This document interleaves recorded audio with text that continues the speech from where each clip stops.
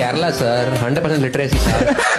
അല്ല, കേരളത്തിൽ മികച്ച വ്യവസായ അന്തരീക്ഷം ഉള്ള ഒരു സംസ്ഥാനമല്ല ഇപ്പോൾ. This is the investor friendly state. Kerala is one of the easy doing business, number one. കാരണം ചാർട്ട് ചെയ്യുമ്പോൾ നമ്പർ 1 ആണല്ലോ ഇപ്പൊ Kerala. Kerala ease of doing ബിസിനസ്സിൽ നമ്പർ 1 ആയി എന്ന് പറഞ്ഞാൽ നമ്മളെ മാതിരി ഓരോ മലയാളികൾക്കും വളരെയധികം അഭിമാനിക്കാവുന്ന ഒരു കാര്യമാണ്. എന്തുകൊണ്ട് കേരളം? നേരത്തെ നവാസ് ജി പറഞ്ഞ അത് തന്നെയാണ്.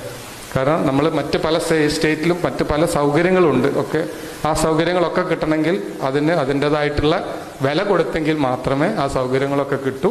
എന്നാൽ കേരളത്തിൽ നമ്മൾ ഏകദേശം 14-15 MSME രജിസ്ട്രേഷൻ നമ്മളെടുത്തു. ഒരു സ്ഥലത്ത് പോലും 5 പൈസ നമുക്ക് കൊടുക്കേണ്ടി വന്നിട്ടില്ല. പക്ഷേ UP-ൽ ഒരു MSME രജിസ്ട്രേഷൻ എടുക്കാൻ നോക്കിയിട്ട് അവിടെ ഓൺലൈനാണ്, പക്ഷേ ഓൺലൈനിൽ വർക്ക് ചെയ്യില്ല. വർക്ക് ചെയ്യണമെങ്കിൽ അവിടെ ഫീസ് അടിച്ചാലേ വർക്ക് ചെയ്യുള്ളൂ.